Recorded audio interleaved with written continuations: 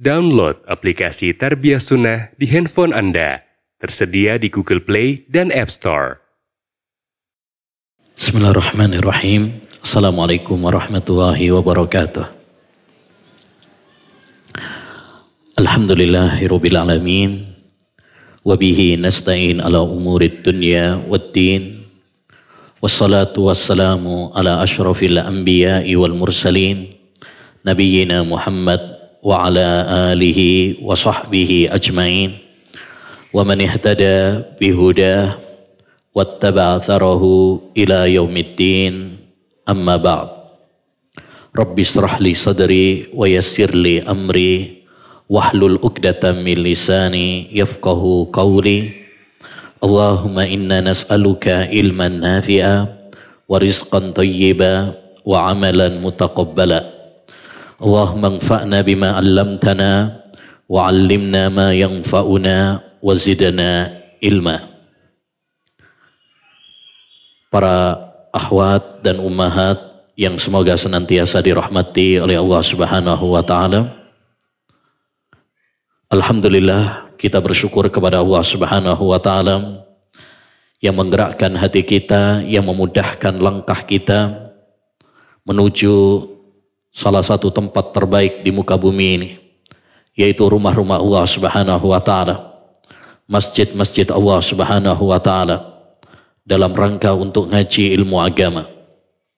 Mudah-mudahan kita termasuk bagian dari hadis Nabi Muhammad sallallahu alaihi wasallam, man ghada ilal masjid la yuridu illa an yata'allama khairan aw yu'allimahu illa kana lahu ajrun ka ajri hajin tamatin hajjatuh. Barang siapa yang pergi ke masjid tidak ada niat, tidak ada tujuan kecuali untuk ngaji ilmu agama atau mengajarkannya, kecuali dia akan mendapatkan pahala seperti pahala orang yang berangkat haji dengan sempurna. Sekarang lagi musim haji. Sudah sebagian saudara-saudara kita udah berangkat. Nggak tahu kita berangkat apa enggak.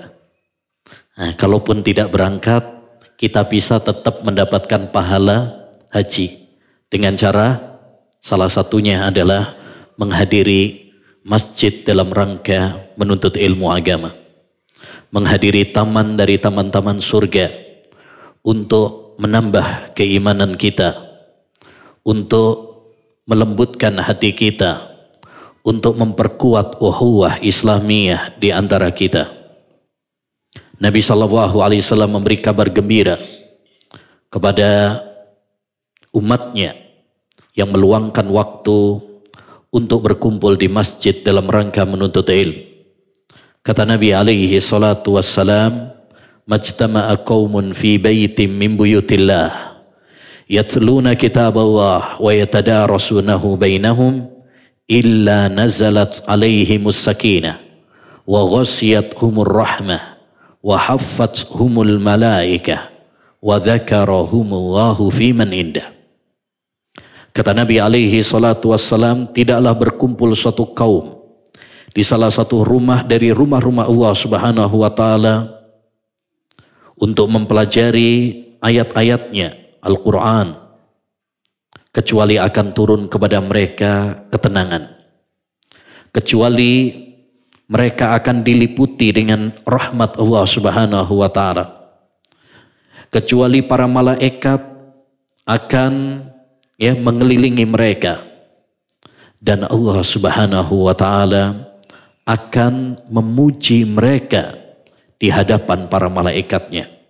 Masya Allah, ini keutamaan-keutamaan kalau kita hadir dalam majelis ilmu.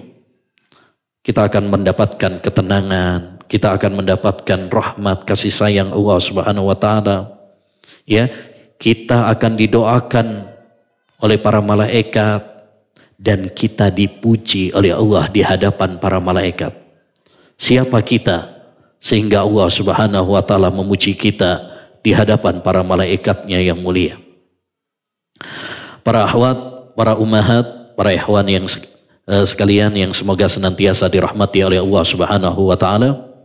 Insyaallah taala mulai Senin ini dan setiap Senin kedua dan keempat di Masjid An-Nafi ini akan ada kajian rutin insyaallah ta'ala, ya, bekerja sama TSL dengan Masjid An-Nafi mengadakan kajian yang diprioritaskan untuk para akhwat, para ummahat, para wanita-wanita muslimah salihah, ya. Insyaallah ta'ala akan ada kajian membahas 40 hadis seputar wanita.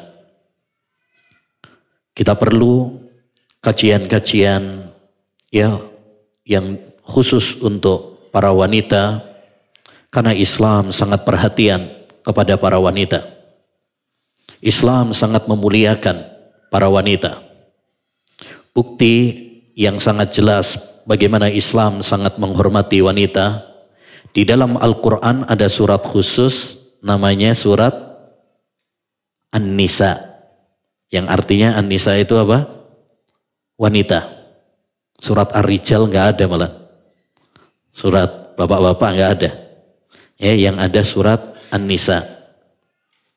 Oleh karenanya Islam sangat memuliakan para wanita. Islam mencela orang-orang jahiliyah dahulu yang benci dengan anak perempuan. Wa idza busyira ahaduhum bil unsa dhalla wajhuhu muswadda wa huwa kadhib. Dalam surat An-Nahl ayat 58 Allah mengatakan dulu orang-orang jahiliyah apabila diberi kabar bahwa anaknya itu perempuan, mereka langsung marah. Itu masa jahiliyah. Datang agama Islam, Rasulullah SAW menghapus perilaku jahiliyah ini yang benci kepada anak perempuan. Nabi SAW mengatakan, la takrahul banat fa innahunnal mu'nisatul ghaliyatul mujahhazat. Jangan kalian benci kepada anak perempuan, karena mereka itu adalah berharga, menyenangkan, dan mujahhazat. Mujahhazat itu artinya cepat kawinnya, karena memang perempuan cepat nikahnya daripada laki-laki. Dari hadis ini Rasulullah melarang kita benci dengan anak-anak perempuan seperti perilaku orang-orang jahiliyah dulu. Ya. Jadi Islam sangat memuliakan kaum wanita sejak kecil sampai dia menjadi seorang ibu. Lihat ketika masa kecil Allah Subhanahu wa taala mengharamkan kita benci kepada anak-anak perempuan. Seperti di dalam hadis tadi. Ketika dia tumbuh menjadi seorang istri, Allah Subhanahu wa taala memerintahkan kepada suaminya untuk memperlakukan istri dengan baik. Kata Nabi alaihi salat, kata Allah Subhanahu wa taala dalam surat An-Nisa ayat 19, wa ashiruhunna bil ma'ruf. Perlakukanlah mereka para istri dengan cara yang baik. Kemudian yang ketiga, setelah seorang wanita menjadi seorang ibu, Allah perintahkan kepada anak-anaknya untuk berbakti kepada ibunya. Ya, dalam sebuah hadis Rasulullah SAW pernah ditanya, ya Rasulullah, man ahaqqun nasi bi husni sahabati? Siapakah orang yang paling berhak aku berbuat baik kepadanya? Maka Nabi mengatakan, ummuk, ibumu. Qala thumma man? Kemudian siapa lagi wahai Rasulullah? Jawab Nabi, ibumu. Kemudian siapa lagi wahai Rasulullah? Qala ummuk, ibumu. Sampai 3 kali. Baru yang keempat, summa man? Qala thumma abuk. Kemudian ayahmu. Ini menunjukkan kepada kita bagaimana Islam sangat menghormati para wanita. Sejak kecil ketika menjadi seorang anak, di mana orang tuanya disuruh bersyukur, tidak boleh benci, disuruh merawatnya. Bahkan ada hadis, insya Allah nanti akan kita bahas, siapa yang merawat ya anak-anak perempuan, ya, dia mendidiknya dengan baik, membimbingnya dengan baik, maka akan menjadi hijab, penghalang bagi orang tuanya dari api neraka. Yang kedua, setelah dia menjadi seorang istri, Allah perintahkan kepada suaminya untuk berbuat baik, memperlakukan, menyayangi, menghormati, memuliakan istrinya dengan baik. Ketika dia menjadi seorang ibu, Allah perintahkan anaknya untuk berbakti kepada ibunya. Masya Allah. Ya, demikian juga Islam memerintahkan kita untuk memuliakan wanita secara umum. Makanya di dalam agama Islam dilarang kita menuduh wanita dengan tuduhan zina tanpa bukti. Bahkan menghukum dengan hukuman yang keras kepada para penuduh. Allah berfirman dalam surat An-Nur ayat 4, "Walladzina yarmunal muhsanat thumma lam ya'tu bi arba'ati syuhada fajliduhum samanina jaldah." Orang-orang yang menuduh wanita-wanita yang suci dengan tuduhan zina dan mereka tidak mendatangkan 4 saksi, cambuklah mereka 80 kali. Dan ini perhatian bagi kita para ikhwan dan para akhwat, jangan gampang menuduh orang lain dengan perbuatan zina. Dan jangan ikut-ikutan terprovokasi berita-berita yang ada di media sosial. Ya, karena belum tentu benar. Belum tentu benar. Demikian juga Rasulullah SAW pernah menganjurkan kepada kita untuk perhatian dengan para wanita yang lemah seperti janda. Kata Nabi alaihi salatu wassalam, "As-sa'i alal armalati wal masakin kal mujahidi fi sabilillah." Orang yang peduli dengan janda dan para fakir miskin, pahalanya seperti orang yang jihad di jalan Allah Subhanahu wa ta'ala. Ini sekelumit gambaran bagaimana Islam sangat menghormati dan mengagungkan kaum wanita. Oleh karenanya, hendaknya bagi para wanita muslimah, para wanita salihah, untuk bersyukur kepada Allah Subhanahu wa ta'ala yang mentakdirkan dia, yang memilih dia menjadi wanita muslimah yang tunduk kepada aturan-aturan Allah Subhanahu wa ta'ala, yang tunduk kepada syariat Islam yang mulia. Karena tidak ada yang lebih menyayangi para wanita daripada Allah Subhanahu wa ta'ala. Tidak ada syariat yang lebih memuliakan wanita daripada syariat Islam. Selama kita para wanita mengikuti aturan-aturan Allah Subhanahu wa ta'ala, mengikuti aturan-aturan Rasulullah sallallahu alaihi wasallam, maka disitulah kemuliaan, kehormatan, dan kebahagiaan seorang wanita. Ya. Dan dari sini, ini memotivasi kita untuk semakin mempelajari indahnya agama Islam yang begitu peduli, begitu memuliakan para wanita. Maka penting bagi kita untuk terus mengkaji ilmu agama. Karena yang diwajibkan belajar ilmu agama bukan hanya kaum pria saja. Kaum wanita juga. Innaman nisa'u syaqa'iqur rijal. Wanita itu adalah saudaranya laki-laki. Ya, menuntut ilmu bukan hanya bagi kaum pria saja. Walaupun tambahan dalam hadis wa muslimatin tidak ada dalam hadis, tapi maknanya benar. Jadi ada sebuah hadis yang masyhur, talabul ilmi faridatun ala kulli muslim. Menuntut ilmu itu adalah kewajiban bagi setiap muslim. Sebagian orang nambahi dengan talabul ilmi faridatun ala kulli muslim wa muslimatin. Tambahan wa muslimatin tidak ada dalam kitab-kitab hadis. Ya, sebagaimana dikatakan oleh As-Sakhawi dalam kitabnya Maqasidul Hasanah. Tidak ada dalam kitab-kitab hadis tambahan wa muslimatin. Tapi secara makna benar. Secara makna benar. Karena yang wajib menuntut ilmu bukan hanya pria saja. Wanita juga wajib menuntut ilmu. Sebab wanita juga diperintahkan oleh Allah SWT untuk beribadah. Wanita juga adalah makhluk yang Allah ciptakan untuk ibadah. Wa ma khalaqtul jinna wal insa illa liya'budun. Tidaklah aku ciptakan jin dan manusia kecuali agar mereka beribadah kepadaku. Surat Az-Zariyat ayat 56. Ya. Bahkan kata Imam Ibnul Jauzi rahimahullahu ta'ala dalam kitabnya Ahkamun Nisa, beliau punya buku Ahkamun Nisa, hukum-hukum seputar wanita. Di mukaddimahnya beliau mengatakan, saya sering menganjurkan kepada kaum muslimin untuk belajar ilmu agama, baik pria maupun wanita. Tapi kata beliau, saya lebih menekankan kepada para wanita untuk belajar ilmu agama. Kenapa? Karena banyak di antara mereka yang masih jauh dari ilmu agama.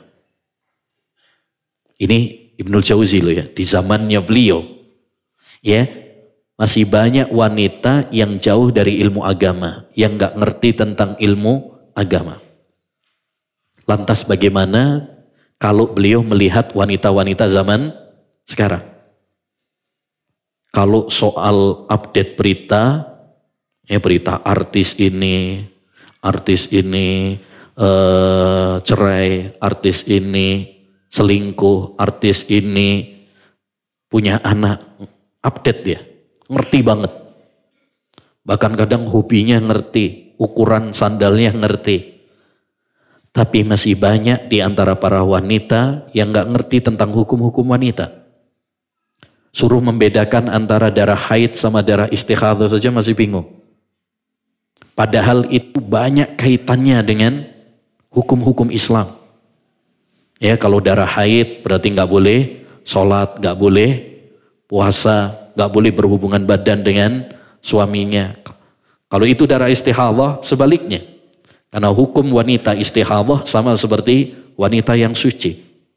Dia tetap wajib sholat, dia tetap wajib berpuasa, boleh berhubungan dengan ya suaminya dan lain sebagainya. Ini contoh ya bagaimana pentingnya bagi seorang wanita untuk belajar ilmu agama.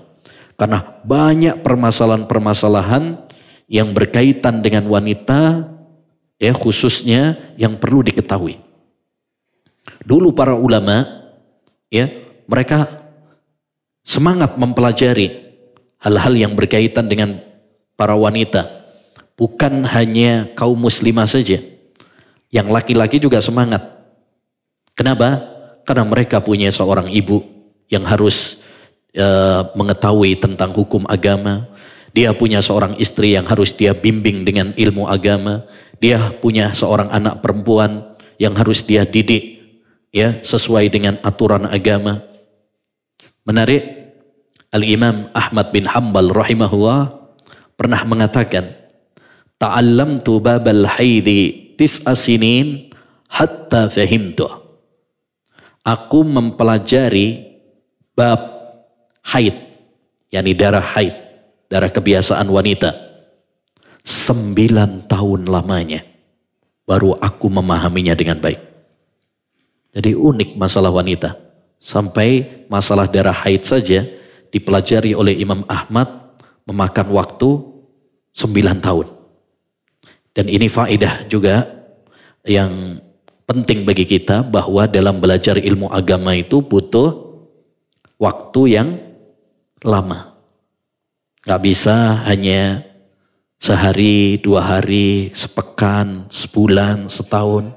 Ya, butuh waktu yang lama. Ya, tidak boleh kita tergesa-gesa. Man ramal ilma jumlatan, dhahaba anhu jumlatan. Kata Imam Az-Zuhri, siapa yang menginginkan ilmu sekaligus, maka akan hilang sekaligus. Artinya ilmu itu didapatkan dengan bertahap, sedikit demi sedikit. Ya, sedikit demi sedikit. Makanya insyaallah ta'ala kita akan mempelajari ya pembahasan 40 hadis seputar wanita, ya sedikit demi sedikit mudah-mudahan menjadi ilmu yang bermanfaat bagi kita semuanya. Dan kami ingatkan untuk ya para ikhwan dan akhwat ya agar kita mencatat apa yang kita pelajari. Ya. Kalau sudah dibagikan bukunya, kalau yang sudah mendapatkan buku, ya bisa dilihat, kemudian kalau ada tambahan dicatat, supaya tidak hilang. Dahulu dikatakan oleh Imam Az-Zuhri, khudhurul majlisi bila kitab dhullun. Menghadiri majelis ilmu tanpa membawa catatan adalah suatu kerugian. Suatu kerugian. Perlu kita mencatat, supaya tidak hilang ilmu tersebut. Dalam hadis Nabi SAW bersabda, qayyidul ilma bil kitabah. Ikatlah ilmu itu dengan tulisan. Suruh ngikat, karena kalau nggak ditulis, nggak dicatat, rawan lupa, rawan hilang. Ya, kita udah capek-capek meluangkan waktu, tenaga. Kalau kita tidak mencatat, maka akan cepat hilang. Kata Imam Syafi'i rahimahullah, al-ilmu saydun wal kitabatu qayduha, qayyid suyudaka bil hibalil wathiqah, faminal hamaqati an tasida ghazalatan wa tatrukuha bainal khalaiki taliqah. Ilmu itu ibaratkan buruan. Tulisan ibaratkan apa? Ikatannya. Ikatlah buruanmu dengan ikatan yang kuat. Termasuk kebodohan kalau kamu udah mendapatkan buruan, setelah dapat kamu lepas begitu saja. Ya, kita demikian datang ke majelis ilmu untuk mendapatkan ilmu, jangan sampai setelah kita meluangkan waktu, ya tenaga, pikiran, tapi ya karena kita tidak mencatatnya akhirnya kita rugi, ya karena ilmunya hilang. Baik para akhwat, para ummahat yang semoga dirahmati oleh Allah Subhanahu wa taala, kita masuk kepada pembahasan ya 40 hadis seputar wanita. Ini baru sebagian saja yang dikopikan, insyaallah taala untuk pertemuan berikutnya akan disiapkan ya lebih komplit ya, lebih komplit. Kita masuk hadis yang pertama. Bismillahirrahmanirrahim. Hadis yang pertama yaitu tentang wajibnya belajar ilmu agama bagi para wanita. An Abi Sa'id, dari Abu Sa'id, yaitu Abu Sa'id Al-Khudri, seorang sahabat Nabi SAW dari Ansar. Ja'at imra'atun ila Rasulillah sallallahu alaihi wasallam. Ada seorang wanita datang kepada Rasulullah sallallahu alaihi wasallam. Imra'atun, seorang wanita. Itu kalau dalam ilmu hadis disebut mubham. Kalau dalam ilmu mustalah hadis namanya mubham. Apa mubham itu? Mubham adalah jika ada seorang perawi yang tidak disebutkan namanya. Di sini nggak disebutkan namanya. Seorang wanita, siapa namanya? Nggak disebutkan. Nah itu istilahnya apa? Mubham. Nah ini seperti ini perlu dicatat supaya menambah khazanah pengetahuan kita, terutama dalam hadis. Ada seorang wanita datang kepada Rasulullah sallallahu alaihi wasallam. Faqalat, lalu dia mengatakan, ya Rasulullah, wahai Rasulullah sallallahu alaihi wasallam, dhahabar rijalu bihadisik. Wahai Rasulullah, para kaum laki telah pergi untuk mendengar petuah dan nasihatmu. Faj'al lana min nafsika yawman na'tika fi tu'allimuna mimma 'allamaka Allah. Maka ya, jadikanlah bagi kami kaum wanita satu hari di mana kami mendatangimu untuk engkau ajarkan kepada kami sebuah ilmu yang telah Allah ajarkan padamu.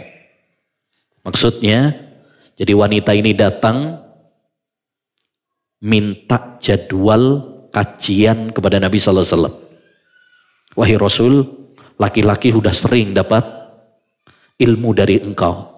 Mereka sering duduk-duduk dengan engkau, mendapatkan nasihat dari engkau, mendapatkan ilmu dari engkau. Sedangkan kita kaum wanita jarang. Jadi ini intinya itu iri sama yang laki-laki. Iri sama yang laki-laki. Kalau yang laki-laki kan ya bisa sering sama Nabi di masjid, ngobrol, mendapatkan hadis, mendapatkan bimbingan dari Nabi SAW. Ya, zaman dulu belum ada rekaman, belum ada TV, belum ada ya HP ya. Nah, belum ada mikrofon juga belum ada. Jadi intinya para wanita Ansar datang kepada Nabi SAW minta jadwal pengajian kepada Nabi SAW, minta bimbingan wasiat dari Nabi SAW supaya diajari tentang ilmu agama, ya supaya tidak kalah sama yang pria. Dari sini dapat kita ambil faedah. Yang pertama, ya faedah yang pertama apa? Semangatnya para wanita dahulu dalam belajar ilmu agama. Para sahabat-sahabat wanita dahulu sebegitu semangat. Sampai mereka datang minta kepada Nabi SAW, minta jadwal kajian. Yang menunjukkan semangatnya mereka. Bahkan kalau kita lihat dan kita perhatikan dalam lembaran hadis-hadis Nabi Muhammad SAW, banyak para wanita yang datang kepada Nabi SAW untuk bertanya kepada beliau. Sering dulu para wanita datang kepada Nabi bertanya tentang ilmu agama. Dan bertanya itu adalah salah satu sarana untuk mendapatkan ilmu. Fas'alu ahla dzikri in kuntum la ta'lamun. Bertanyalah kepada orang yang memiliki ilmu jika kalian tidak mengetahui. Dan Nabi bersabda, ala sa'alu idza lam ya'lamu fa innama shifa'ul iyyi su'al. Sesungguhnya obat kebodohan itu adalah dengan bertanya. Ya.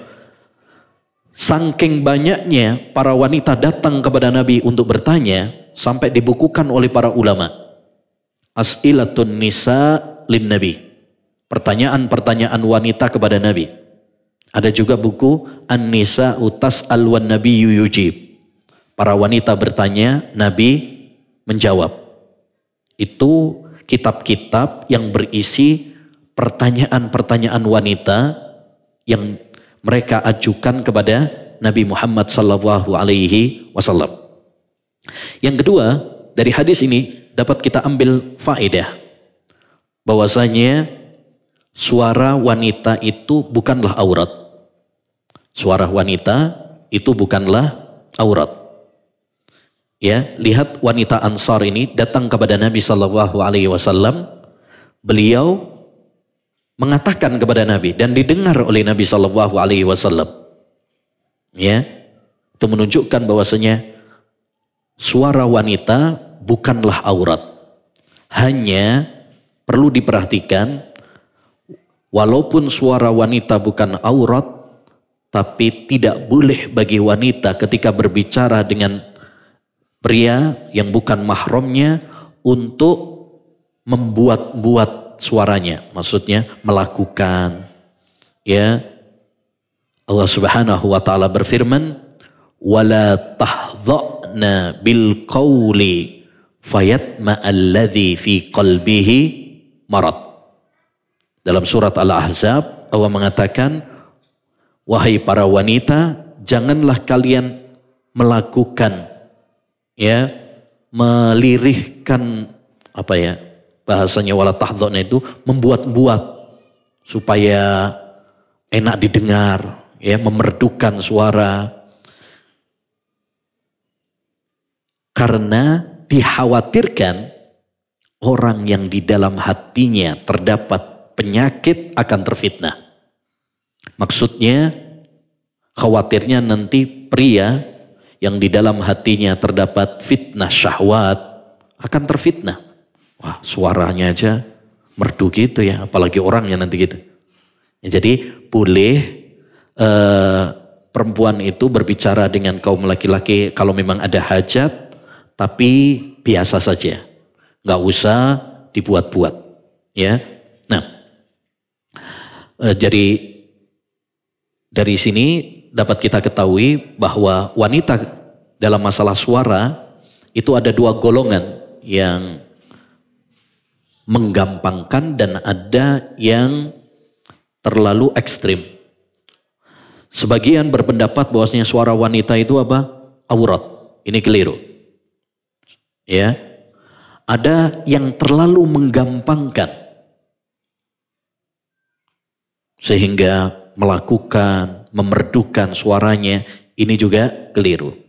Yang benar boleh bagi seorang wanita untuk berbicara dengan pria, asalkan tadi ada kebutuhan dan tidak melakukan, tidak memerdukan. Berikutnya Nabi SAW mengatakan setelah diminta oleh para wanita jadwal kajian, faqala ijtami'na fi yaumi kada wa kada fi makani kada wa kada. Kumpullah kalian wahai para wanita di hari ini, di tempat ini. Ini menunjukkan kepada kita faedah berikutnya. Berarti faedah yang berapa ini? Ketiga ya. Faedah yang ketiga apa? Perhatian Rasulullah dengan kaum wanita. Di mana di saat diminta untuk memberikan tausiah, diminta untuk memberikan kajian untuk para wanita, Rasulullah tidak menolak. Karena memang Islam sangat peduli dengan wanita. Rasulullah SAW sangat peduli dengan wanita. Ya, kalau kita lihat bagaimana kasih sayang Rasulullah SAW kepada umatnya, terutama kepada kaum wanita, luar biasa perhatian beliau. Ya, sering beliau menasihatkan kepada kaum wanita dengan nasihat-nasihat yang bermanfaat bagi mereka di dunia dan di akhirat. Dan yang keempat, di antara faedah juga dari hadis yang mulia ini adalah apa? Pentingnya kajian khusus untuk wanita. Ya. Kajian umum pria wanita itu udah banyak. Tapi kajian khusus untuk muslimah, tema tentang muslimah ini penting. Sebagaimana Rasulullah SAW mengkhususkan untuk para wanita. Karena ada beberapa tema yang mungkin lebih diprioritaskan untuk para wanita. Ada beberapa tema mungkin tidak terlalu dibutuhkan oleh pria. Misalkan darah haid, darah nifas, darah istihadhah. Ya, yang bapak-bapak nggak terlalu karena nggak praktek, nggak mengalami, gitu kan? Tapi para akhwat, para ummahat butuh untuk mengetahui hal itu. Ya, karena mereka yang mengalaminya. Kemudian fajtama'na, mereka sepakat. Akhirnya mereka kumpul. Fa'atahunna Rasulullah sallallahu alaihi wasallam. Maka Rasulullah sallallahu alaihi wasallam mendatangi mereka. Fa'allamahunna mimma 'allamahullah. Maka Rasulullah SAW mengajarkan kepada mereka dari apa yang Allah ajarkan kepadanya. Ini menunjukkan kepada kita faedah berikutnya, bahwa ilmu itu adalah anugerah dari Allah. Bahkan yang memberikan ilmu kepada Nabi Muhammad pun adalah Allah Subhanahu wa Ta'ala. Oleh karenanya, hal ini memberikan faedah penting bagi kita, agar kita selalu memohon, berdoa, meminta kepada Allah Subhanahu wa Ta'ala ilmu yang bermanfaat. Jangan hanya mengandalkan kepada kecerdasan kita, jangan hanya mengandalkan kejeniusan kita, tapi bersimpuhlah di hadapan Allah Subhanahu wa Ta'ala. Merengeklah kepada Allah Subhanahu wa Ta'ala. Angkat tangan kita, minta kepada Allah Subhanahu wa Ta'ala ilmu yang bermanfaat. Salullaha ilman nafi'a wa ta'awwadhu billahi min ilmin la yanfa'. Kata Nabi alaihi salatu wassalam, mintalah kalian kepada Allah ilmu yang bermanfaat. Dan berlindunglah kalian kepada Allah subhanahu wa ta'ala dari ilmu yang tidak bermanfaat. Saya sering mengingatkan kepada para ikhwan dan para akhwat tentang kunci-kunci sukses agar kita meraih ilmu agama. Setidaknya ada 5 poin yang perlu selalu kita ingat. Yang pertama adalah meluruskan niat, membersihkan hati kita dari kotoran-kotoran. Karena semakin bersih hati kita, semakin Allah akan memberikan ilmu kepada kita. Bersihkan hati kita dari dengki, dari riya, dari sombong, dari syirik, dari bid'ah. Karena hati adalah wadah ilmu. Semakin wadahnya bersih, maka ilmu akan singgah di sana. Yang kedua adalah semangat. Ilmu tidak diraih dengan kemalasan. Ilmu tidak diraih dengan hanya angan-angan. Tapi ilmu diraih dengan semangat. Sebagaimana semangatnya para wanita-wanita sahabat Nabi SAW. Mereka juga semangat dalam menuntut ilmu. Sampai datang kepada Nabi SAW, minta kajian. Mereka sering bertanya kepada Nabi SAW. Ini menunjukkan bagaimana semangat mereka dalam menuntut ilmu. Ini yang perlu kita contoh. Law anna nisa'a kaman faqadna lafudhilatin nisa'u ala rijali wa matta'nisu lismis syamsi aibun walat tadhkiru fahrun lil hilali. Dahulu seorang penyair mengatakan, andaikan para wanita-wanita kita seperti wanita-wanita salaf dahulu, maka wanita akan menjadi lebih hebat daripada pria. Akan lebih hebat. Syamsun dalam bahasa Arab itu adalah muannas, wanita. Muannas itu kalau dalam bahasa Arab perempuan, tapi bukan suatu aib bagi dia. Hilal itu mudzakkar, laki-laki. Mudzakkar, laki-laki, dan itu bukan kebanggaan bagi dia. Sinarnya lebih besar mana? Syams. Lebih besar dan lebih menyeluruh dibandingkan bulan. Artinya yang paling penting bukan kita itu laki atau perempuan, kan itu bukan pilihan kita. Tapi yang paling penting adalah apa yang kita lakukan di muka bumi ini. Karena Allah SWT memberi peluang baik kepada pria maupun wanita sama untuk masuk surga. Dalam surat An-Nahl ayat 97, man amila salihan min dzakarin aw untha wa huwa mu'min falanuhyiyannahu hayatan thayyibah. Barang siapa yang beriman dan beramal saleh, baik pria maupun wanita. Allah enggak beda-bedakan. Sama, pria, wanita. Kalau dia beriman dan beramal saleh, falanuhyiyannahu hayatan thayyibah. Kami akan memberikan kebahagiaan padanya di dunia ini. Yang ketiga, kunci yang ketiga adalah berdoa kepada Allah. Jangan lupa banyak doa. Banyak berdoa kepada Allah Subhanahu wa ta'ala. Doa adalah kunci semua kebaikan di dunia dan di akhirat. Kemudian yang keempat adalah sabar. Kita harus sabar dalam menuntut ilmu. Harus istiqomah. Jangan cuma semangat di awal-awal saja. Tapi harus istiqomah. Sampai kapan kita menuntut ilmu? Sampai mati. Finish. Terakhir. Belajar ilmu agama itu adalah kematian. Karena menuntut ilmu adalah ibadah. Dan finish ibadah adalah kematian. Sebagaimana dalam surat Al-Hijr ayat 99. Wa'bud rabbaka hatta ya'tiyakal yakin. Beribadalah kepada Rabbmu sampai kematian mendatangimu. Dan yang kelima, kunci mendapatkan ilmu adalah akhlak dan adab. Hendaknya bagi kita menghiasi diri kita dengan akhlak dan adab yang mulia. Para akhwat, para ummahat, para wanita salihah, hendaknya menghiasi diri mereka dengan adab dan akhlak yang mulia.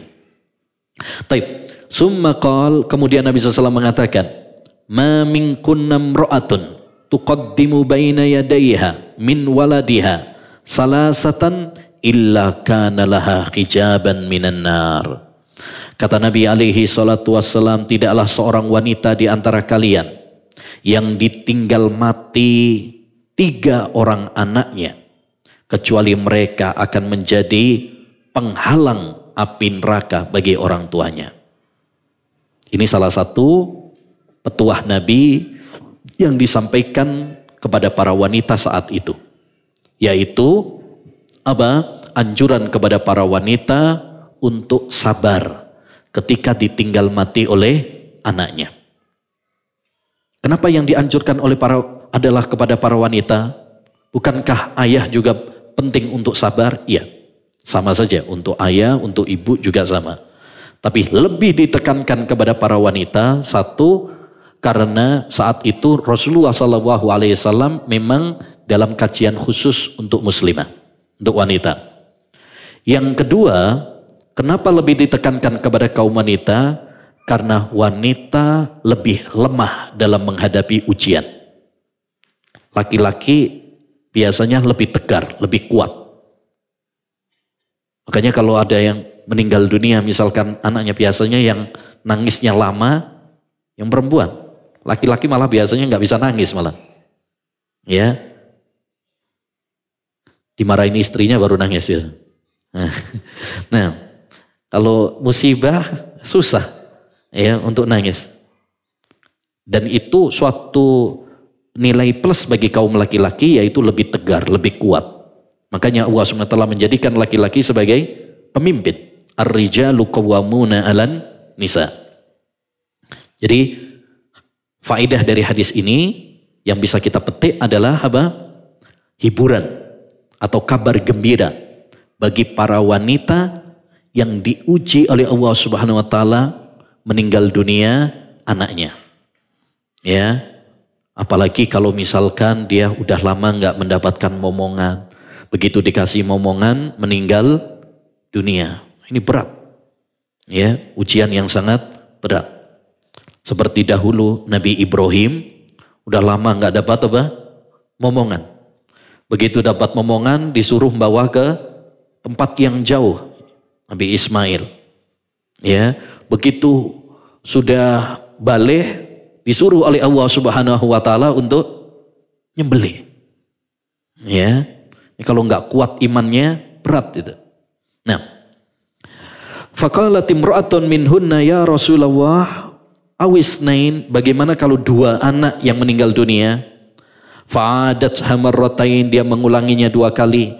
Summa qala wasnain wasnain, begitu juga kalau 2. Ya, begitu juga kalau 2 tetap mendapatkan pahala ini, yaitu anaknya tersebut akan menjadi penghalang bagi orang tuanya dari api neraka. Ya, maka ini juga memberi kabar gembira bagi kita, bagi orang tua ya yang ditinggal mati oleh anak. Hendaknya bagi kita untuk sabar. Hendaknya bagi kita untuk sabar. Karena anak itu adalah aset yang berharga bagi orang tua. Ya, di dunia akan menjadi penyejuk hati bagi orang tua. Rabbana hablana min azwajina wa dzurriyyatina qurrata a'yun. Ya Allah, jadikan istri kami dan anak-anak kami sebagai penyejuk mata bagi kami. Ya, walaupun rumahnya mungkin berantakan karena ada anak-anaknya, tapi itu lebih bagus daripada rapi tapi nggak ada anak. Ya, rapi nggak ada anak. Ada yang kurang, ada yang hampa dalam sebuah rumah tangga.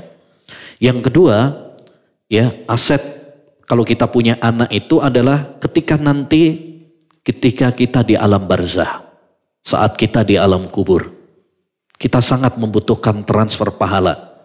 Kalau kita punya anak yang saleh, yang salehah, dia mendoakan kita, itu nyampe pahalanya kepada kita. Sebagaimana dalam hadis, idza matal insan inqata'a amaluhu illa min salas. Apabila manusia itu meninggal dunia, terputus amalnya kecuali dari 3. sedekah jariyah, ilmu yang bermanfaat, dan yang ketiga apa? Anak saleh yang mendoakan untuk kedua orang tuanya. Ya, yang mendoakan untuk kedua orang tuanya. Taib. Kemudian yang ketiga, manfaat yang ketiga kalau kita punya anak, itu aset yang berharga nanti di surga.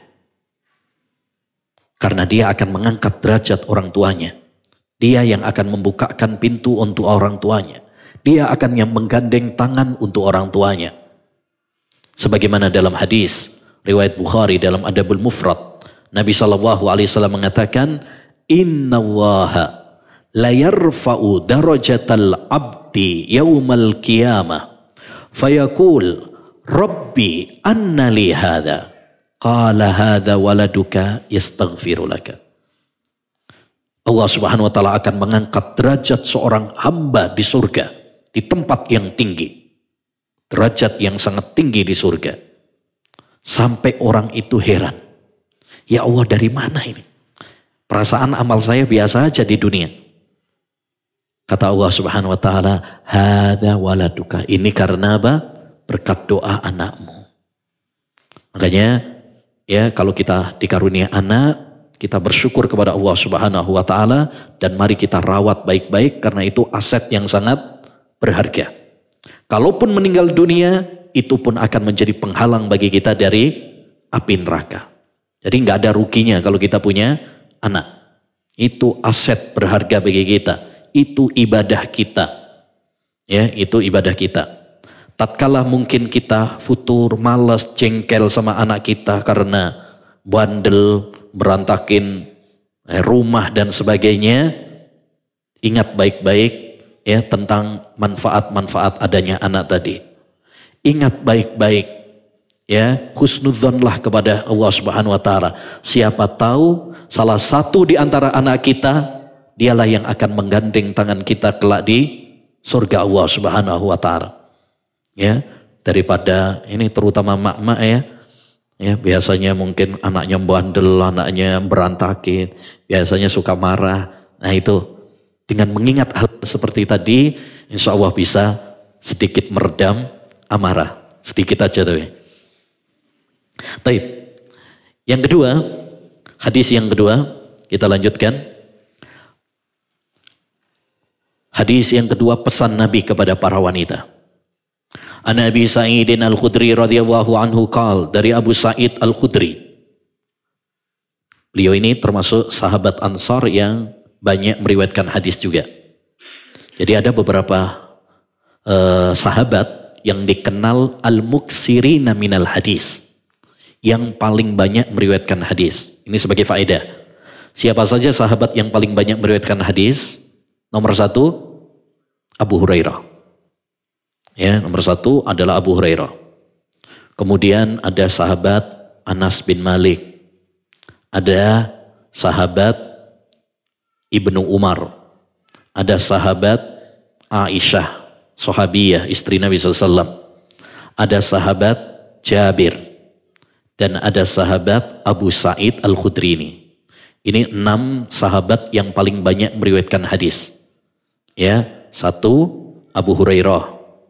2 ya Abdullah bin Umar. 3 siapa? Anas bin Malik. Kemudian sahabat, kemudian Aisyah, kemudian ya Abu Sa'id Al-Khudri. Qala kharaja Rasulullah sallallahu alaihi wasallam fi adha au fitrin ilal musalla. Suatu saat Rasulullah sallallahu alaihi wasallam keluar pada sholat Idul Adha atau Idul Fitri. Ini biasanya perawi ragu apakah Idul Fitri ataukah Idul Adha. Ilal musalla, ke musalla. Musalla yang dimaksud di dalam hadis, maksudnya musalla bukan musalla istilah orang Indonesia, masjid kecil biasanya. Musalla itu masjid kecil atau langgar, surau, bukan itu. Musalla yang dimaksud di dalam hadis adalah tanah lapang. Makanya para ulama mengatakan disunnahkan sholat Idul Fitri dan Idul Adha itu di tempat yang lapang, terbuka. Tapi itu hukumnya sunnah. Andaikan kalau ada yang mengadakan di masjid, boleh. Ya, tetapi yang lebih afdal, yang lebih sesuai dengan sunnah adalah ya kalau mengadakannya di tanah lapang. Karena tujuan inti dari Idul Fitri dan Idul Adha adalah menyemarakkan syiar Islam. Famarra 'alan nisa. Setelah Rasulullah SAW sholat Idul Fitri atau Idul Adha dan Rasulullah memberikan wasiat secara umum kepada para jamaah, Rasulullah kemudian memberikan wasiat secara khusus kepada wanita. Jadi Rasulullah lebih mendekat. Jadi kalau dulu kan belum ada mic ya. Jadi setelah beliau ceramah umum untuk laki dan perempuan, kemudian beliau itu mendekat kepada para wanita. Mendekat kepada para wanita untuk memberikan wasiat khusus kepada wanita. Lihat bagaimana perhatian Rasulullah SAW kepada para wanita. Sampai beliau dalam sholat Idul Fitri atau Idul Adha mengkhususkan wasiat kepada para wanita. Ini menunjukkan perhatian. Makanya kita pun demikian. Ya, para ustadz, para dai harus perhatian kepada para wanita muslimah dengan memberikan bimbingan kepada mereka, memberikan nasihat kepada mereka. Karena para wanita butuh kepada bimbingan, butuh kepada nasihat. Nabi SAW kemudian mengatakan kepada para wanita, ya ma'syaron nisa tasaddaqna. Wahai para wanita, sodakohlah kalian, bersedekahlah kalian. Fa inni uritukunna aktsara ahlin nar. Karena aku diperlihatkan oleh Allah Subhanahu wa taala bahwa penduduk neraka yang paling banyak adalah wanita. Ini yang bilang Nabi ya. Ya, yang bilang Nabi. Tentu beliau berbicara berdasarkan wahyu. Wa ma yantiqu anil hawa in huwa illa wahyu yuha. Tidaklah Rasulullah SAW berbicara berdasarkan hawa nafsunya. Beliau berbicara berdasarkan wahyu dari Allah Subhanahu wa taala. Mungkin kalau misalkan kita yang ngomong, nah itu diprotes mungkin ya. Ya, tapi ini Nabi SAW yang mengatakan, yang mengabarkan bahwa kebanyakan penduduk neraka itu adalah para wanita. Fakulna walima ya Rasulullah. Ya, terus ada di antara para jamaah akhwat, jamaah wanita saat itu mendengar Rasulullah mengatakan bahwa penduduk neraka yang paling banyak adalah wanita, nanya. Bukan nanya protes ya.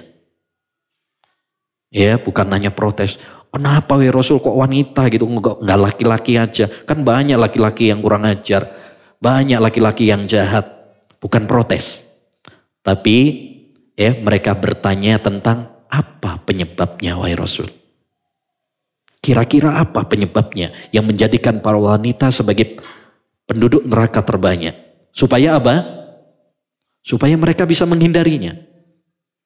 Kalau kita tahu faktornya, penyebabnya apa, alasannya apa, supaya kita bisa menghindari.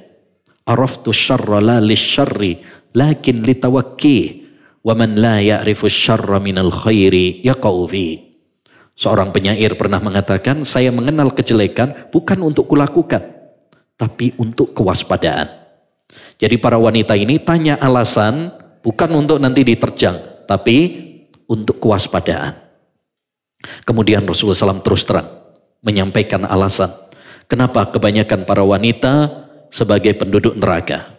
Kata Nabi, tuksirnal la'na wa takfurnal ashir.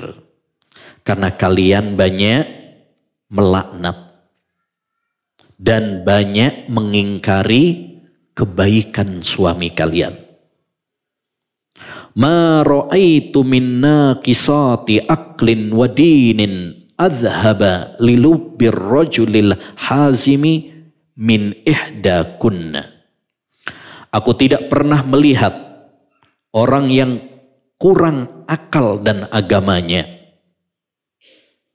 Maksudnya adalah para wanita Ya, kurang akal dan kurang agamanya. Adhaba lilubbir rajulil hazimi, yang bisa mengalahkan ya hati atau apa ya? Ya, mengalahkan hati seorang laki yang cerdas daripada kalian wahai wanita. Maksudnya wanita itu walaupun kurang akalnya, walaupun kurang agamanya, tapi kalau soal menaklukkan hati laki-laki paling pinter. Paling pinter.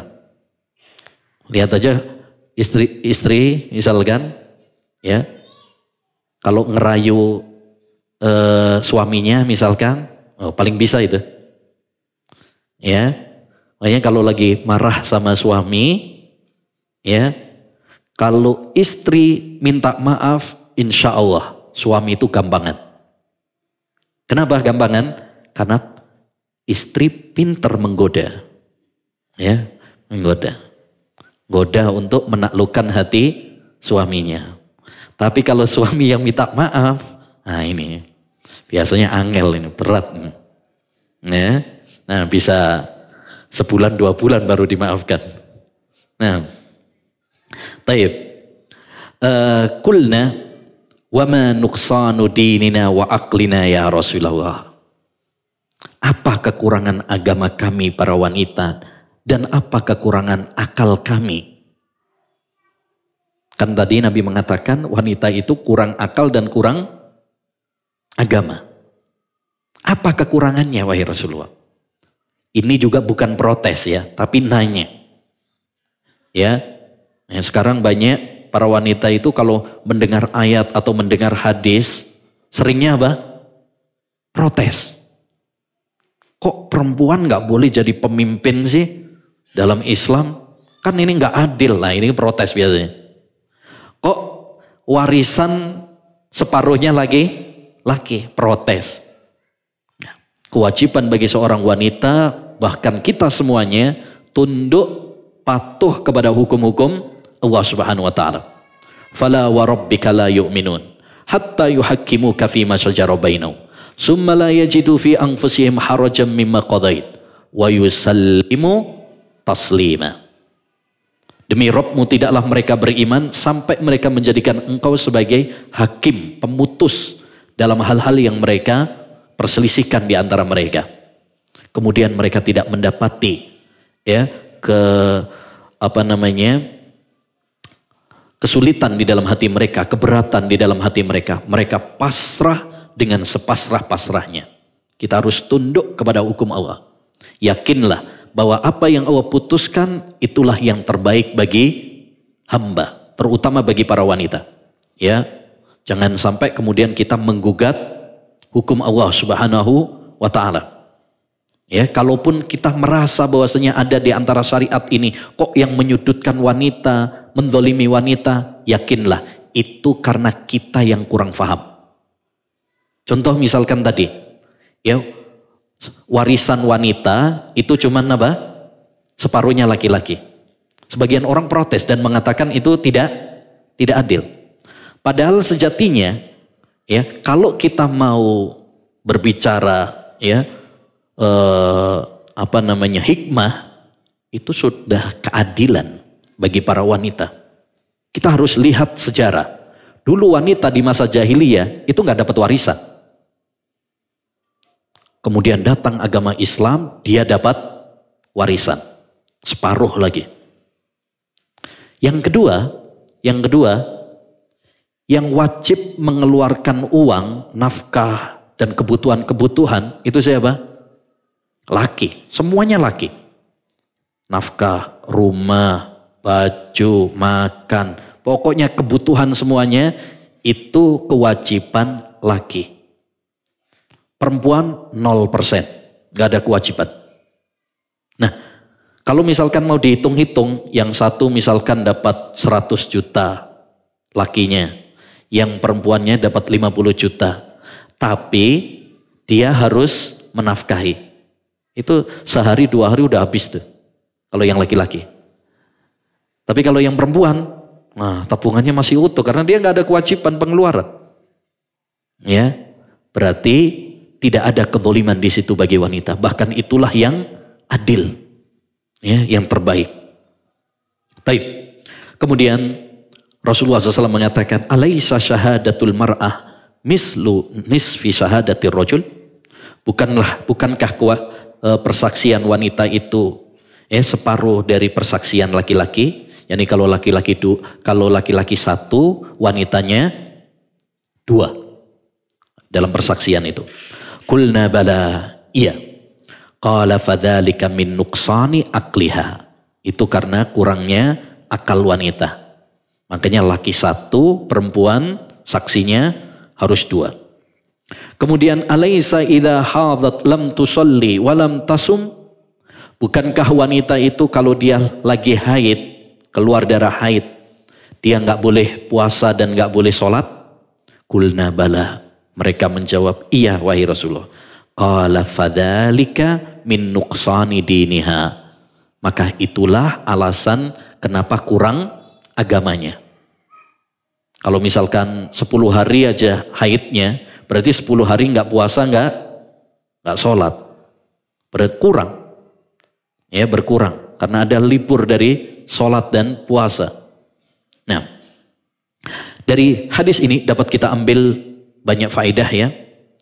Di antaranya adalah anjuran bagi para wanita untuk hadir ke lapangan dalam rangka melaksanakan sholat Idul Fitri dan Idul Adha. Jadi para wanita juga disyariatkan untuk hadir dalam sholat Idul Fitri dan Idul Adha ke lapangan. Padahal secara umum wanita itu sebaik-baik sholatnya adalah di rumah. Tapi untuk sholat Idul Fitri, untuk sholat Idul Adha dianjurkan oleh Nabi SAW untuk ke lapangan. Bahkan dalam hadis Ummu Atiyah ketika dia mengatakan, ya Rasulullah, ihdana laisa laha jilbab. Ada seorang di antara kami wahai Rasulullah gak punya jilbab. Mau ikut sholat Idul Fitri, Idul Adha tapi gak punya jilbab. Luar biasa ya. Ini faedah penting nih, akhwat, ummahat. Sahabat wanita di zaman Nabi ada yang gak punya jilbab sehingga gak bisa keluar. Sekarang banyak yang punya jilbab tapi gak kepake. Ya, ini menunjukkan zuhudnya para wanita dahulu. Sampai untuk jilbab mau keluar saja gak punya. Kalau sekarang Masya Allah, itu yang paling banyak ngabisin duit tuh. Ada yang 1 lemari sendiri, ada yang 2 lemari khusus punyanya dia sendiri, ya. Bahkan ada yang untuk kajian sendiri, untuk kalau arisan sendiri, untuk olahraga sendiri, Masya Allah, ya. Untuk acara kondangan sendiri. Dulu para wanita di zaman Nabi SAW ada yang sampai nggak punya jilbab untuk keluar. Makanya kita harus banyak bersyukur sekarang. Harus banyak bersyukur kepada Allah SWT. Lihatlah kepada yang lebih melarat. Lihatlah kepada yang lebih miskin daripada kita. Jangan melihat yang lebih kaya terus. Apalagi kalau lihat yang di Instagram atau di video, ya biasanya ada acara apa? Rumah-rumah sultan. Nah itu bikin kita nanti malah apa? Kurang bersyukur kepada Allah SWT. Unduru ila man huwa asfala minkum wala tanduru ila man huwa fawqakum fahuwa ajdaru alla tazdaru nikmata rabbikum. Lihatlah kepada yang lebih bawah daripada kalian, jangan melihat yang lebih atas dari kalian dalam masalah dunia, agar kalian bisa mensyukuri nikmat Allah SWT kepada kalian. Yang kedua, di antara faedah dari hadis yang mulia ini adalah anjuran bagi para wanita untuk gemar sodakoh. Dianjurkan bagi para wanita untuk gemar bersodakoh. Kenapa? Karena sodakoh adalah salah satu faktor yang bisa menghalangi kita dari api neraka. Karena Rasulullah menyampaikan apa? kebanyakan penduduk neraka yang paling banyak adalah wanita. Kemudian disuruh untuk sodakoh. Menunjukkan kepada kita bahwa sodakoh itu salah satu penghalang inti dari api neraka. Ya, salah satu penghalang inti dari api neraka adalah dengan sodakoh. Dan di antara faedah dari hadis yang mulia ini adalah bahwa wanita adalah penduduk neraka yang paling banyak. Wanita penduduk neraka yang paling banyak. Dengan dua alasan atau karena dua sebab yang disebutkan oleh Nabi SAW. Yang pertama adalah banyak melaknat. Makanya hati-hati dengan ucapan kita, terutama bagi para akhwat. Hati-hati dengan lisan kita. Jaga lisan kita baik-baik. Hindari dari ucapan-ucapan yang kotor. Aksaru khotaya bani Adam fi lisani. Kata Nabi, kebanyakan dosa anak Adam itu pada lisannya.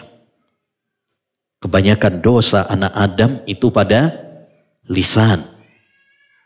Ini yang paling banyak memasukkan orang ke neraka. Terlebih para wanita. Ya, yang paling banyak menyebabkan para wanita masuk neraka karena tidak bisa menjaga lisannya. Bahkan dalam sebuah hadis, Rasulullah SAW pernah ditanya, wahai Rasulullah, fulana, ada seorang fulana, dia rajin sholat, bahkan bukan hanya sholat wajib saja, sholat sunnah pun dia lakukan, sholat malam, rajin. Puasa bukan hanya puasa Ramadan saja, puasa sunnah pun dia lakukan. Sodakohnya Masya Allah. Tapi sayang, dia tidak bisa menjaga lisannya. Dia suka menyakiti tetangganya. Maksudnya kalau ngomong apa? Nyelekit. Kalau ngomong menyakitkan. Ya. Apa kata Nabi? La khaira fiha hiya finnar. Tidak ada baiknya wanita itu. Dia di neraka.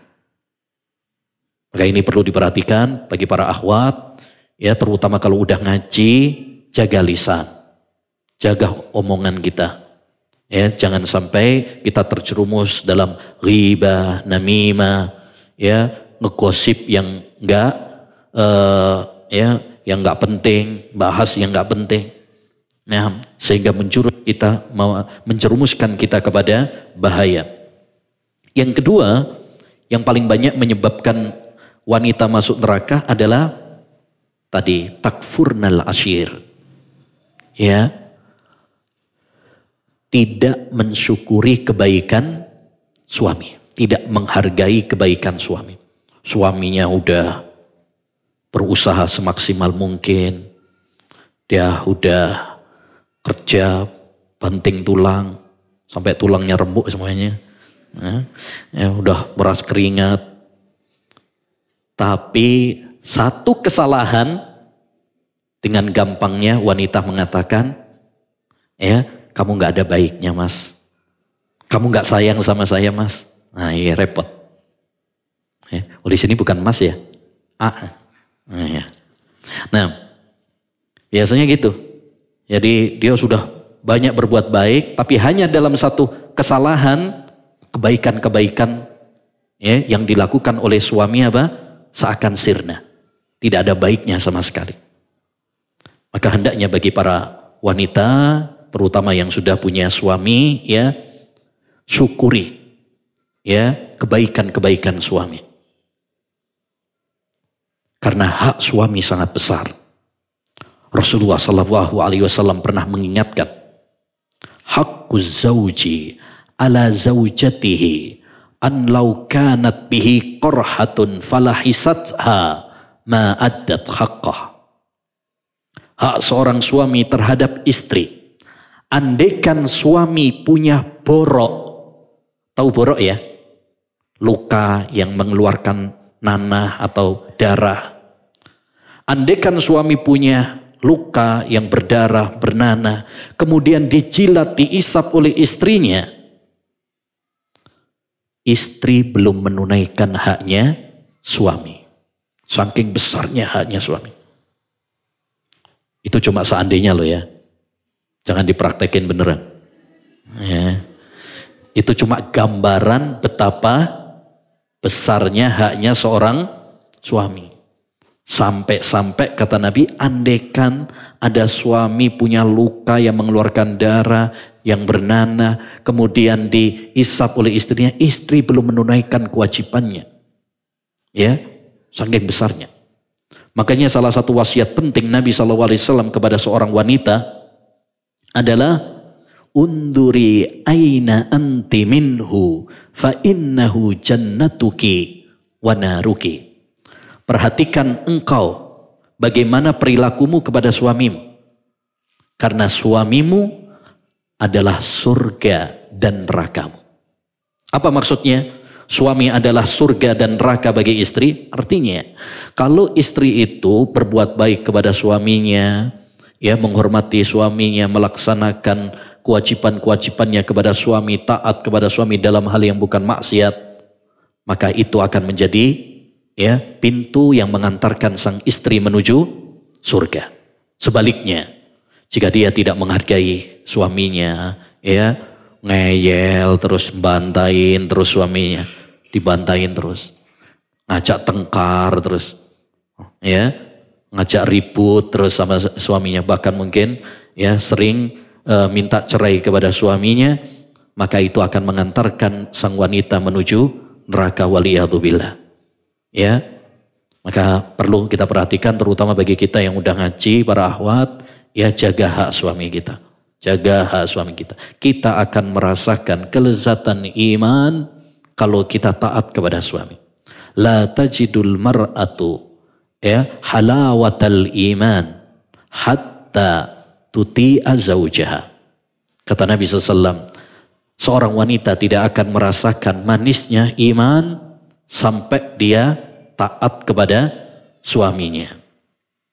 Dan di antara faedah dari hadis yang mulia ini ya adalah ya anjuran kepada para wanita untuk anjuran bagi ya para dai, para ustadz untuk memberikan bimbingan dan nasihat kepada para wanita, sebagaimana Nabi SAW memberikan bimbingan dan nasihat kepada para wanita. Ya, nah, karena wanita juga butuh untuk nasihat, wanita juga butuh untuk bimbingan, mereka butuh untuk diingatkan. Ya, karena kita sering lalai, sering lupa, walaupun udah ngaji, kita tetap butuh untuk diingatkan. Istri-istri Nabi itu kurang apa? Mereka orang yang sering bersama Nabi SAW. Tapi Nabi SAW sering memberikan wasiat kepada mereka. Memberikan nasihat kepada para istrinya. Ya, maka kita butuh untuk mendengarkan nasihat, mendengarkan hadis-hadis Nabi seperti ini. Agar menyadarkan kita dari kelalaian kita. Agar kita menjadi lebih baik. Baik, hadis yang ketiga yang terakhir. Bab bila wanita menyerupai laki-laki. An Ibni Abbas radhiyallahu anhuma qala la'ana Rasulullah sallallahu alaihi wasallam al-mutashabbihina minar rijali bin nisa wal mutashabbihati minan nisa'i bir rijal. Dari sahabat Ibnu Abbas. Ya, Ibnu Abbas ini juga seorang sahabat yang banyak meriwayatkan hadis. Beliau yang pernah didoakan oleh Nabi SAW, Allahumma faqihhu fiddin wa 'allimhu ta'wil. Ya Allah, pinterkan anak ini ya dalam masalah agama, terutama masalah tafsir Al-Quran. Bahwasanya Nabi SAW, bahwasanya beliau mengatakan la'ana Rasulullah SAW. Rasulullah SAW melaknat. Melaknat itu artinya mendoakan supaya dijauhkan dari rahmat. Ya, mendoakan supaya dijauhkan dari rahmat Allah Subhanahu wa taala. Rasulullah melaknat, yakni Rasulullah mendoakan agar dijauhkan dari rahmat Allah Subhanahu wa taala. Siapa yang didoakan? Al-mutasyabbihina minar rijali bin nisa. Laki-laki yang menyerupai wanita. Wal mutasyabbihati minan nisa'i bir rijal. Dan wanita yang menyerupai laki-laki. Jadi laki-laki menyerupai perempuan dilaknat, Dan wanita yang menyerupai laki-laki juga dilaknat oleh Nabi Muhammad SAW. Hadis ini menunjukkan kepada kita tidak bolehnya laki-laki menyerupai wanita atau wanita menyerupai laki-laki. Nggak boleh, haram. Bahkan termasuk dosa besar. Termasuk dosa besar. Kenapa dosa besar? Karena di situ ada kata laknat. Di situ ada kata laknat. Dosa besar, patokan dosa besar, perhatikan seperti yang dikatakan oleh Al-Imam Az-Zahabi atau Syekhul Islam Taimiyah. Patokan dosa besar adalah setiap dosa yang ada hukuman khusus di dunia, hudud di dunia, atau ancaman di akhirat. Itu namanya dosa besar. Setiap dosa yang ada hukumannya secara khusus. Hukuman secara khusus itu misalkan mencuri, hukumannya apa? Dipotong tangannya. Ya, kalau membunuh dikisos. Berzina dicambuk kalau dia belum nikah. Kalau udah nikah dirajam. Itu namanya hukuman khusus, hudud. Ya, berarti mencuri, berzina, membunuh itu dosa besar. Patokan yang kedua, atau ada ancamannya di akhirat. Diancam gak masuk surga, diancam dengan neraka, diancam dengan laknat. Itu berarti dosa besar. Ya, dan kita harus menjauhi semua dosa, baik dosa besar maupun dosa kecil. Dan saya sarankan bagi para jamaah ya untuk membaca buku Al-Imam Az-Zahabi Al-Kabair, dosa-dosa besar. Itu buku yang bagus agar kita tahu tentang dosa-dosa besar sehingga kita bisa menghindarinya dan menjauhinya. Baik. Dari hadis ini juga dapat kita ambil faedah ya bahwasanya Islam itu sudah membedakan antara laki dengan perempuan. Laki punya ciri khas sendiri, perempuan punya ciri khas sendiri. Kata Allah Subhanahu wa taala, "Walaisad dzakaru kal unsa." Laki-laki itu tidak sama dengan perempuan. Udah punya sendiri-sendiri. Fisiknya dibedakan oleh Allah, laki-laki lebih kuat. Ya, lebih kuat. Tangannya biasanya lebih kasar, suaranya juga lebih garang. Ya, kalau perempuan biasanya lebih lembut. Sudah ada ya, dibedakan oleh Allah SWT. Jangan sampai kemudian yang laki-laki nggak puas dengan ciptaan Allah SWT. Akhirnya malah pengen jadi perempuan, jadi bencong. Ya. Yang perempuan begitu juga, jangan sampai kemudian nggak puas dengan ya dengan pemberian Allah Subhanahu wa taala, mau jadi laki-laki. Ya. Ada yang sampai sebagian orang itu sampai ada apa? Sampai operasi ganti kelamin. Naudzubillah, haram. Ini nggak boleh. Ini tidak diperbolehkan. Jadi semuanya sudah ada karakternya, ciri khasnya. Maka tidak boleh untuk menyerupai dalam hal-hal yang merupakan ciri khas. Jadi patokannya laki-laki nggak boleh menyerupai perempuan itu maksudnya bagaimana Ustadz? Maksudnya dalam hal-hal yang merupakan ciri khas. Itu patokannya. Kalau itu ciri khasnya perempuan, nggak boleh bagi laki-laki untuk menyerupainya. Kalau itu ciri khasnya laki-laki, nggak boleh perempuan untuk menyerupainya. Contoh dalam masalah pakaian, misalkan. Masalah pakaian. Masalah pakaian misalkan pakai apa namanya? Pakai jilbab, pakai cadar misalkan. Berarti itu ciri khasnya perempuan. Nggak boleh laki-laki kemudian pakai jilbab. Pemenang cadaran. Ya, nggak boleh. Dulu pernah ada tuh sebagian laki-laki cadaran masuk di tempat akhwat. Makanya akhwat nasihat saya, kalau udah di tempat kajian yang tertutup seperti ini khusus untuk perempuan, dibuka cadarnya. Dibuka cadarnya. Satu, biar kita saling apa? Kenal. Saling kenal. Salah satu faedah kita ngaji itu untuk kita saling kenal. Yang kedua, untuk antisipasi, siapa tahu ada penyelundup, penyusup. Ya, ini kok nggak dibuka-buka cadarnya, nggak taunya jenggotan. Nah, hati-hati, ya hati-hati. Tapi itu. Yang kedua, kalau itu ciri khas laki-laki, maka nggak boleh perempuan untuk menyerupainya. Misalkan, contoh misalkan, kalau sepeda motor ninja itu khusus laki-laki, itu ciri khasnya laki-laki. Maka nggak boleh kalau kemudian ada perempuan pakai sepeda motor ninja. Apa maneng akhwatnya yang sudah cadaran. Nanti ada omongan orang lagi, ninja naik ninja lagi. Ya. Ya, jadi hindari. Nggak boleh. Type. Yang ketiga, kalau itu bukan ciri khas laki, bukan ciri khas perempuan, maka boleh dipakai laki, boleh dipakai perempuan. Kalau itu bukan ciri khas. Contoh, sandal jepit. Sandal jepit itu khusus laki apa khusus perempuan? Bebas ya, bisa dipakai laki, bisa dipakai perempuan. Sepeda motor metik, bebas, itu ada laki make, perempuan juga make, bukan ciri khas, maka tidak mengapa. Jadi yang dimaksud larangan menyerupai di sini dalam hal-hal yang merupakan ciri khas. Ya, karena Islam pingin laki-laki punya ciri khas sendiri, perempuan punya ciri khas sendiri. Ya. Nah, laki-laki pakai anting-anting. Menyerupai apa tidak?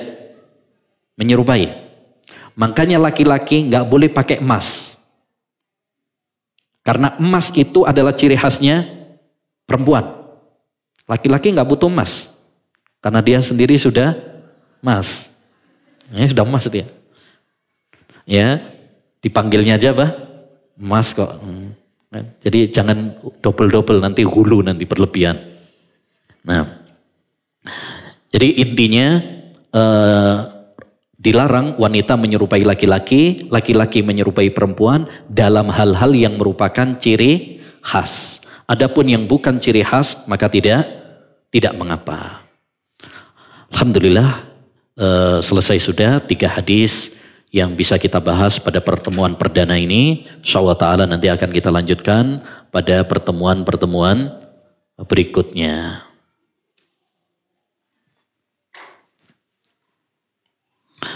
Baik. Untuk pertemuan perdana, pertanyaannya untuk pertemuan berikutnya saja. Sekarang saya yang tanya aja. Di situ ada mikrofon? Ada ya? Baik. Pertanyaan pertama, akhwat.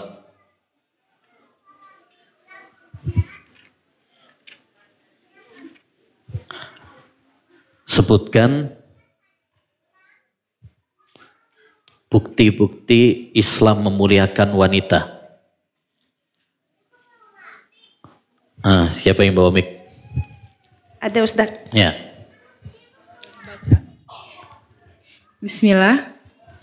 Bukti Islam memuliakan wanita. Ya. Yang pertama, Islam mengharamkan untuk membenci anak perempuan. Ya. Yang kedua, ketika seorang wanita menjadi istri, Allah memerintahkan para suami untuk memperlakukannya dengan baik. Nah. Yang ketiga, ketika menjadi seorang ibu, Allah memerintahkan seorang anak untuk berbakti kepada ibunya. Ya. Ada lagi? Secara umum, Ya. memuliakan wanita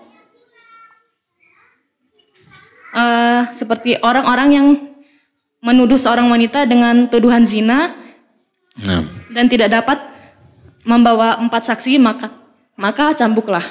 Nah, berapa? Dicambuk berapa kali? 80 kali. Nah, terus apa lagi? Islam memerintahkan kita untuk membantu para wanita, para janda. Nah, kemudian ada surat khusus namanya surat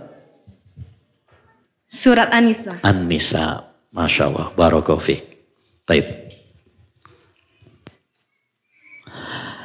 Taib, ini ada hadiah.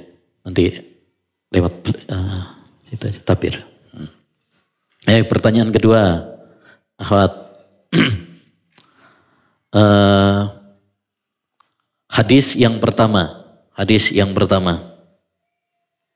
Sebutkan 3 faedah penting dari hadis yang pertama.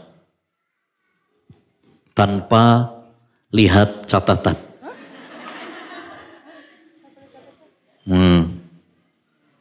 Assalamualaikum Ustaz. Ya. Waalaikumsalam.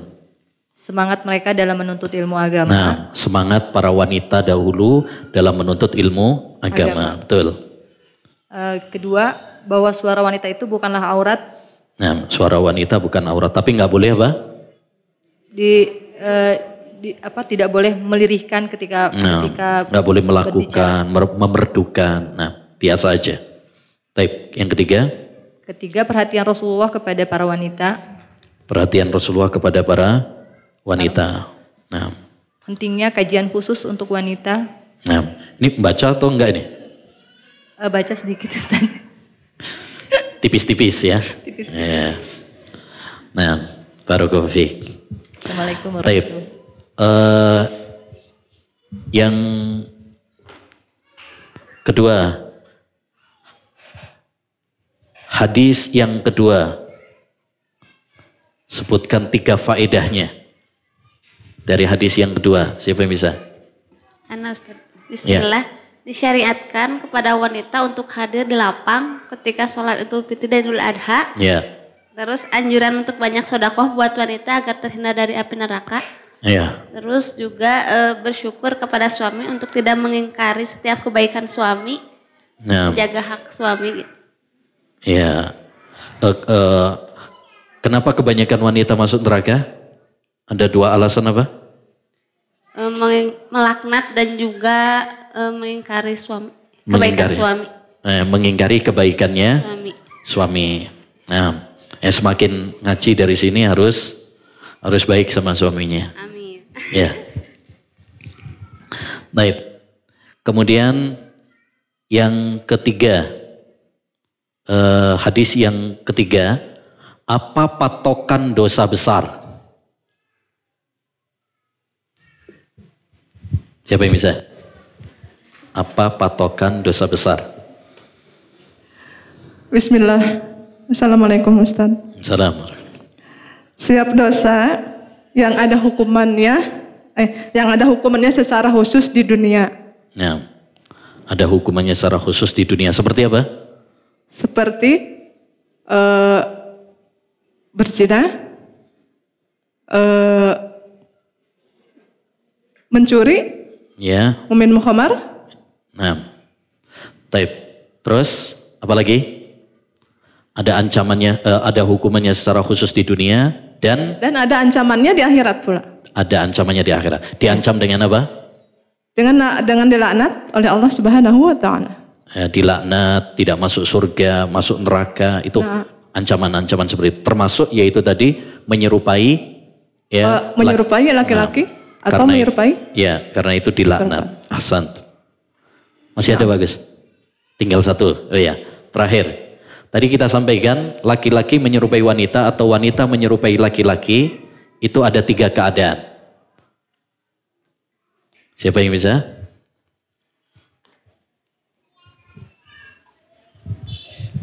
Ada Ustaz. Ya. Bismillah, Assalamualaikum warahmatullahi wabarakatuh. Waalaikumsalam. Tadi 3 keadaannya kalau misalnya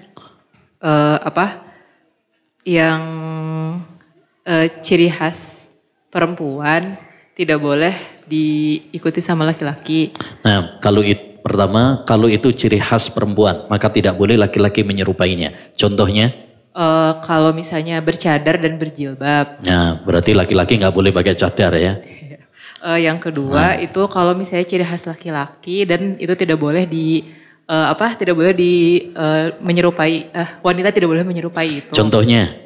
Contohnya tadi naik motor ninja. Nah, nggak boleh. Itu yang ketiga. Atau potongan rambut juga ya. Termasuk potongan rambut kalau terlalu pendek yang menyerupai laki-laki, maka nggak boleh.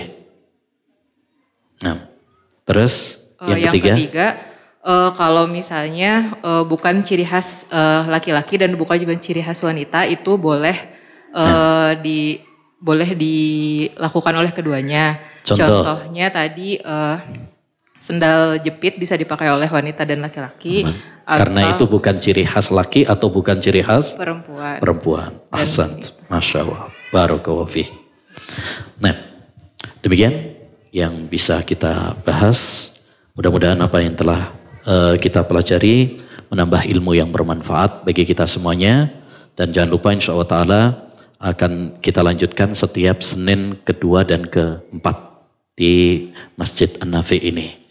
Ya, kita berdoa kepada Allah Subhanahu wa taala agar menganugerahkan kepada kita ilmu yang bermanfaat. Allahumma inna nas'aluka ilman nafi'a wa rizqan thayyiba wa amalan mutaqabbala. Allahumma anfa'na bima 'allamtana wa 'allimna ma yanfa'una wa zidna ilma. Allahumma inna na'udzubika min ilmin la yanfa' wa qalbin la yahsha wa du'ain la yusma' wa nafsin la tashba'. Na'udzubika min ha'ula'il arba'. Subhanakallahumma wa bihamdika asyhadu an la ilaha illa anta astaghfiruka wa atubu ilaih. Assalamualaikum warahmatullahi wabarakatuh.